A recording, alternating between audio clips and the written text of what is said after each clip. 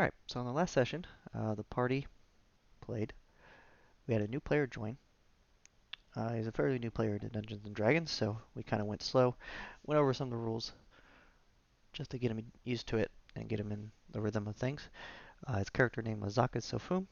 He is an elf druid. And where the party left off, they were in need of a long rest, as they were now on this new area that they had teleported into. And they were pretty low on HP and resources, and that was their choice of action. Um, I decided to bring out some characters from a a book I had bought called The Dark of Hot Springs Islands, and I decided that's sort of the what I'm going to be running through as we go through this. Um, so they noticed that creature. They weren't really quite sure what it was. It was pretty dark. They just heard the noise and saw the streak. Um, and I think I may have changed the creature to actually fly. I don't think they fly in the book, but I wanted them to fly. And then one of the players, Creef, on his watch, he noticed something fast moving towards him, and all it was is just this grass that grows really quickly. Um, it sprouts up, creates new blades of grass, and then dies. And so it looks like it's moving and moving across the surface that it's on. Um, I had it moving towards the party, and I guess they took that as a threat, so he decided to start attacking it. And I think he only has radiant damage, but he woke someone up who had fire damage, and they decided to set this fast-moving grass on fire, and they just ended up setting a bunch of the area they were in on fire. But um, lucky for them, Zaka Sofum had a spell that could put it out.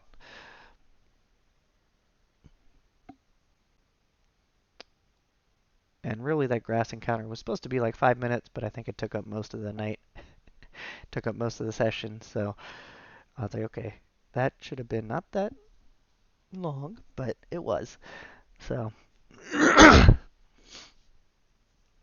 they did have a sample of it, and and that's a good idea. I do remember, um,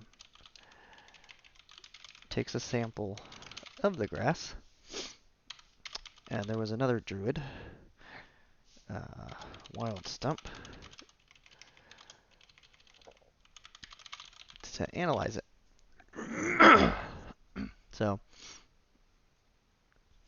that's something I'll have to keep a lookout. And the book that I'm going through, it kind of says it's useful for quick or fast properties. So you can kind of do some alchemy stuff, and maybe a potion of haste or something. Maybe not this early, but further down the road, if they get enough sample. Um, the morning arrives after a couple more watches. Nothing really. There were probably some sounds in the night. I just tried to introduce some creatures that make different sounds, and they never really find them. But in the morning, and this was just kind of one of the random things that I pulled up. Um, they hear a constant musical note ringing out,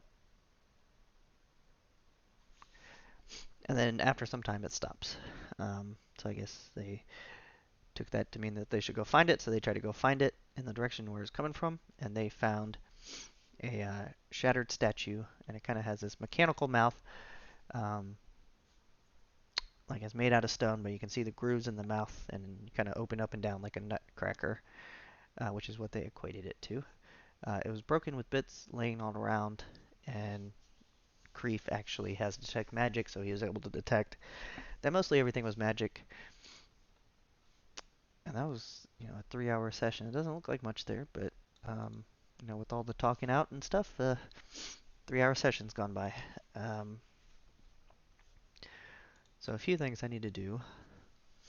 So this is the player notes. I try to have them take notes, and then I fill in if they miss anything, if I remember what it is. So it's not very detailed at this moment because I don't think we did a good job, but on my notes, um, so my main source, I'm going to kind of try to make stuff up because I think this book leaves a lot to your imagination, but it does provide you a nice um, detailed setting with creatures and characters, NPCs, all that, and a little bit of lore, so that's nice. Um, I had somebody randomly roll where they were starting, um, and I think there weren't that many hexes, maybe 30 or so, 33, and I just had the party roll a D100 and then just mapped it to, what a 33 options would be. So if they rolled like 1, 2, 3, that would be one option. 4, 5, 6 is the second option until you have all 33 covered. So I don't think it's the equal distribution, but I didn't really care where they started and just wanted it to be random. There still will be fire giants. I think I'll have to uh, switch some of the creatures in the actual book out with fire giants because that's kind of what I had gone. Um, so one thing I need to keep in mind. So player threads, story threads. What are golems used for? Singing statue. So this comes from the book, the Hot Springs books. The rest I don't really have to do. They kind of met some of the NPCs, but they don't really talk to them. We're trying to um, build that in a little bit more, but they kind of just briefly talked to them and just had them do their own thing. They didn't even assign anyone jobs or whatnot, so they may not be interested in that. So the NPCs will kind of take survival into their own hands. Um, they had some rations, so they decided to do that. NPCs will take into own hands. So the party's hands off on this. Their shelter's still ruined. They did talk to some of the NPCs, not all of them.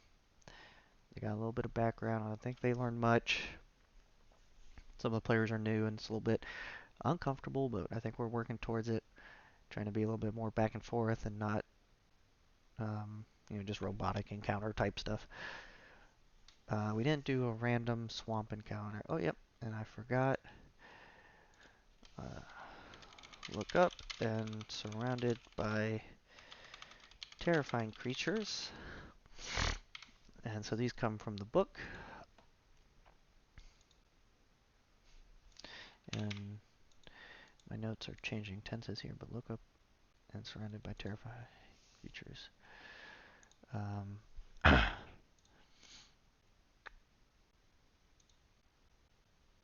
So yeah, that's where we're going to pick it up. There's going to be a battle at the next session.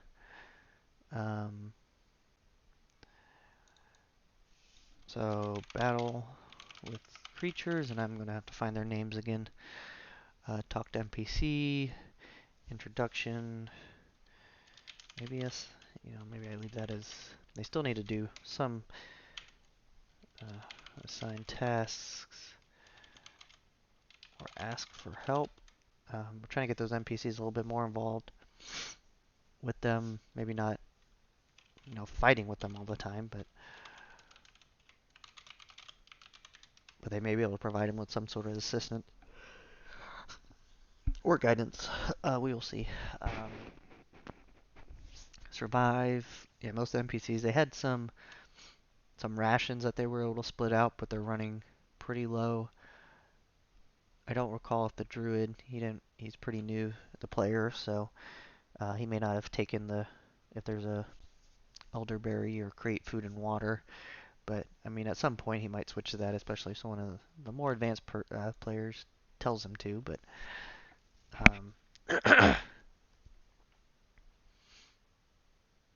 we'll have to see how that goes. And they're not really doing anything with their shelter, so that's fine. So we have Scrump, Creef, Teaston, Minkus. And now we have Zaka. Zaka Sofum, I believe. Zaka Sofum.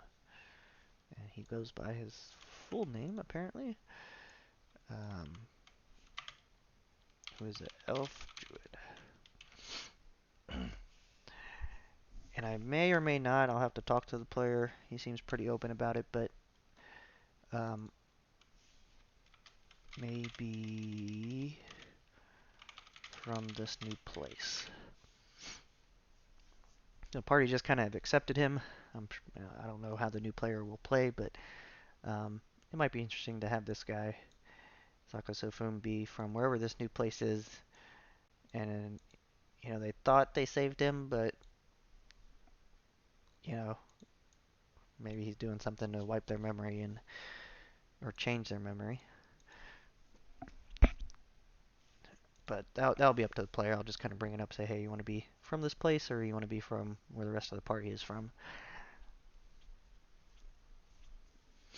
And he may have ulterior motives. He may just be up for an adventure. Who knows? So the rest of the players, yep, they're gone. So really for next time, really it's just a battle with creatures. And then I need to learn what this hex is. What is here? And so that will come from the book. Um, so speaking of, this is kind of a mixed video. We got the prep and then kind of introduction to the Swordfish Islands, a field guide to hot springs. We have, this is the book. I didn't actually buy these physical books, but I bought the PDF versions. I'll kind of just briefly highlight some of the stuff that I did from this book, and maybe do another video on the actual books. So some of it may not make sense as I go through, but so I did mark down what this Hex 20 was. So this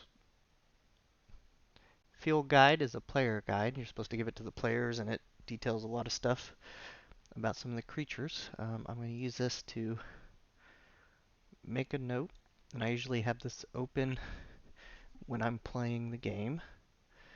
So the creature that I want is called a boneback Widar. So these are the creatures that have surrounded the party. There may be 4 or 5 of them. There's a stat block that somebody from Reddit made that I'll use. It comes with a couple of attacks, HP, AC, all that. And there's mostly every creature has been converted to 5e version, so that's what I'm using to run our 5e game. But this book is nice because it kind of gives you a description. So you can read that out, or you can come up with something, role play it, whatever. So this is what the players should see. I haven't given them this book yet, but I'll kind of stick. I think the 5e stat sticks to this. It gives them a charge and maybe multi-attack. I'll have to find it, but this is one that I will be using. And then if the party likes to harvest, there's blood, bone spikes, heart, and tongue. And then something like this may or may not be true. I think it's up to the DM. If you want it to, be true, you can. So that might be interesting. Because I've actually, as I was coming up with this list throughout the last day or so, in just random times, I was thinking of how to make the counter more exciting. Which has to do with the mix of what these hexes are. So in the player 1, there's a lot of information about the creatures and locations, or not locations, just creature elementals of different factions. In the DM version, the dark of Hot Spring Islands, and here's a nice little map. This has been updated recently. The original PDFs were from 2017, but they may have updated this in 2019 or sometime later. A lot more detail with some interesting looking things. But here I want to go to HS20, which is where we are randomly starting. So in the DM version, there's all this information at each hex. Each hex has 3 points of interest. It takes some time to go through the hex crawl and figure out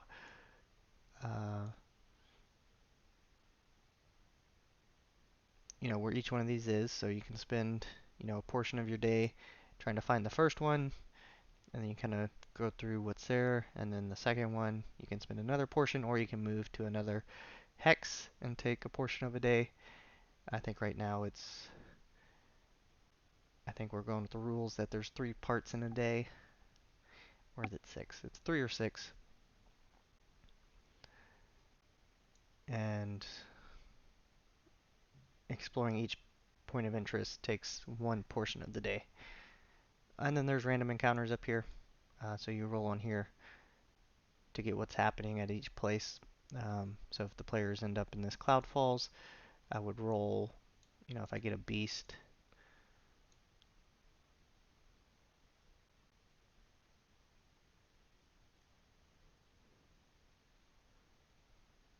and we get crystal frogs or whatever, the numbers and then what they're doing here. You can kind of come up with an encounter that kind of drives, your explanation to the players. But I've kind of gone through and outlined which one I want the players because the Cloud Falls was kind of boring, I think. I didn't have too much I could come up with, but just based on their description, there wasn't a lot here. I'm trying to, not do too much prep because, I may tell the players and they want to go down whatever these tunnels are that are over time. Some have carved narrow tunnels through the cliff face, so they may want to explore those. And I may have something, I may not have something. Um, but I do like one part. So every 2 to 5 minutes, great clouds of steam burst out from behind the waterfall and float across the jungle. So if they end up somewhere around here, steam floating across the jungle or the swamp. I think we're technically in a swamp. I'm kind of switching the two because the players wanted to be in a swamp when I gave them the option of which terrain they wanted. So the steam is floating across the swamp, and I'll kind of have that as my first encounter because the party left right off where they're going to battle these creatures, the boneback white-ars. I may have the steam come in, so that's going to hinder visibility. So they're not going to be able to see. So ranged. Most of them aren't ranged, so that's fine. I think the new player, he's obviously going to be at a disadvantage. Some of the other players have magic, so I guess they're all kind of mixed, but they should have melee. And then mixed with these creatures having sense of smell versus sight, they're going to be at the advantage. This place is supposed to be deadly. There's really no leveling. Um, the players just have to kind of, avoid battles or get advantages in battles. Um, but yeah, I think I'm just gonna wherever the random roll is, they may be outnumbered. They need to run away if they think they're gonna TPK. So steam floating across swamp. Yeah, great cloud of steam, hinder visibility. The second one was kind of fun. It's just basically bubbling mud. Um,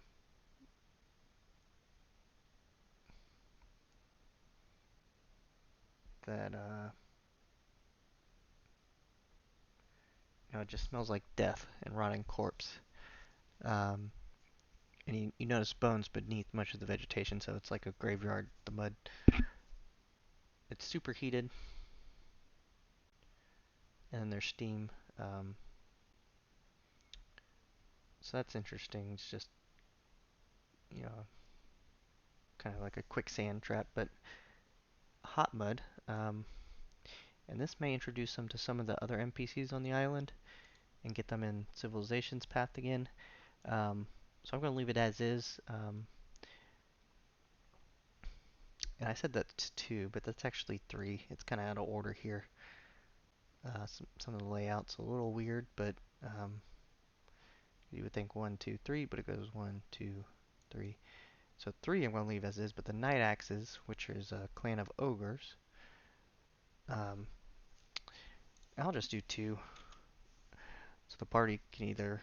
They've had run-ins with ogres in the normal Phandalin world, but in this case the ogres are actually sort of friendly, but the party probably won't know that. So they may try to get the drop on them, and then they may surrender or something and be like, whoa, whoa, whoa, whoa, whoa, hold on here.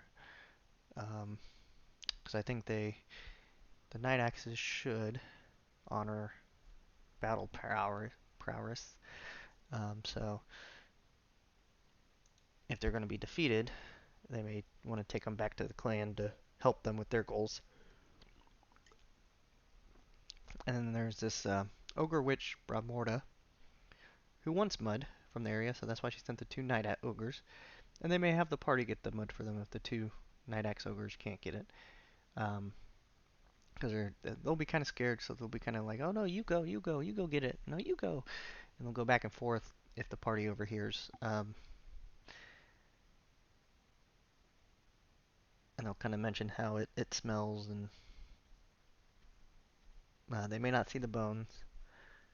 And once again, we have somebody on Reddit transferred or modified these to be 5e stat blocks, so I should have a Night Axe Ogre in a PDF I have. And Bob Morta, did I spell that wrong? It's B-A-V. Yeah. Bav Morta. So this will kind of lead them into the larger plot of the Night Axe Ogres.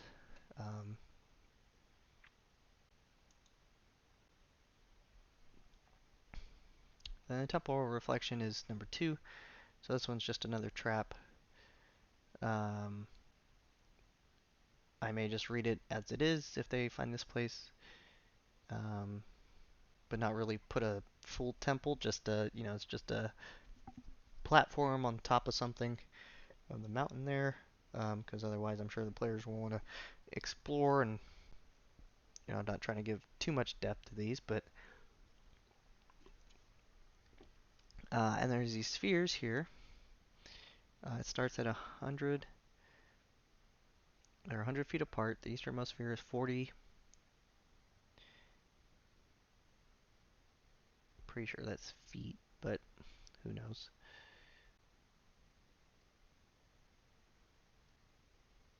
Always get confused with the other one.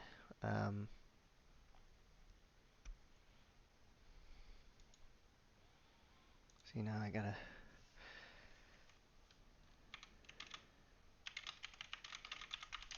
Is that feet or inches? That's foot. It is feet. Okay. So, 100 feet apart, 40 feet in diameter, size of each sphere decreasing by 10 feet, a 5-foot tall trapezoidal doorway opens to darkness in each sphere's southern side. So you got 40, 30, 20, and 10, right? So there's 4 of them, each decreasing by 10. So it's just basically a trap. As soon as any intelligent creature interferes, the doorway slams shut, leaving no seam. Flames still burn within, so it's just kind of a neat little thing. Elvish runes spell out the message. I don't know if they know Elvish, but look within to find your peace and freedom. Numbers in appear below the message, countdown from 100, 1 second at a time. And then there's also a countdown outside the sphere, so the rest of the party can see what's going out. So if they begin to meditate, basically,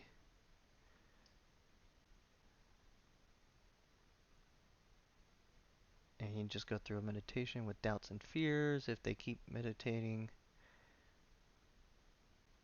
return when you seek peace. So nothing bad happens.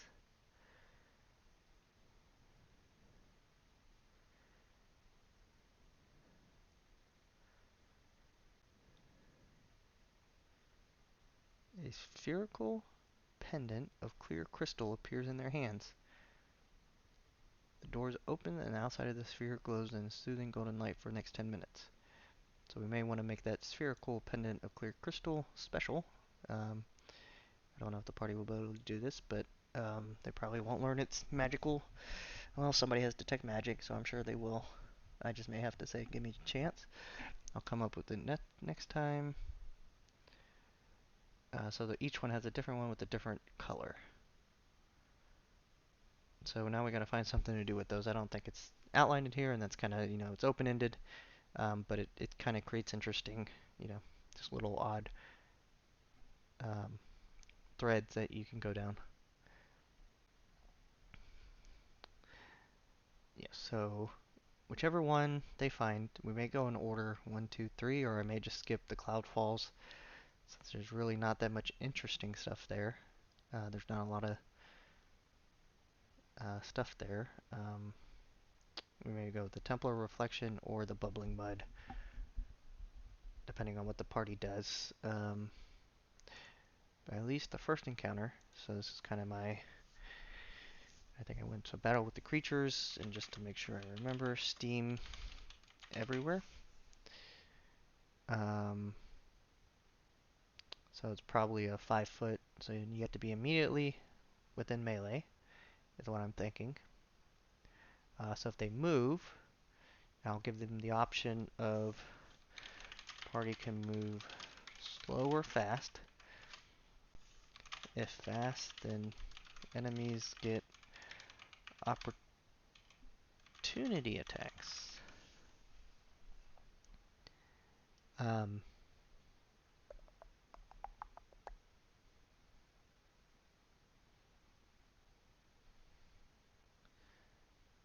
so I'll give them the choice how you want to creep. If they creep, they can see enemies before they attack them. If they don't, then they can move, and then enemies get opportunity attack, and they can stop or they can keep going, because then they'll know that the enemy is there. Some of the range characters, like I said, will be at a disadvantage. Um,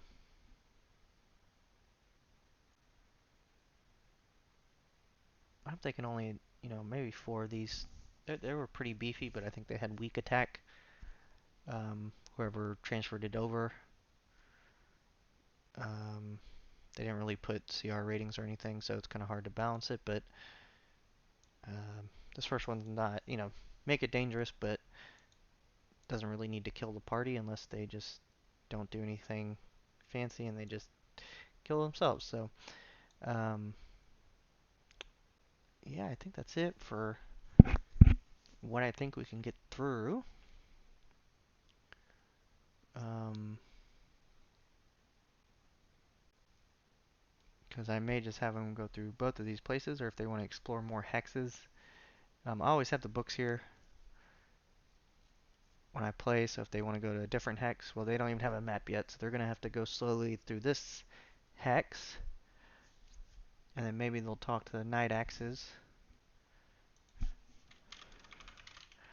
The night axes will try to get party to go back to camp, and then they may be able to see some of the interesting things on the way, and then maybe they get a map at the camp. But our encounters are usually pretty slow with 5. I think we have 5 players now. 1, 2, 3, 4, 5. Yep. So that's probably half of it, or an hour-ish. And then probably exploring one of these hexes, point of interest, is probably another hour, unless they just ignore it. But um,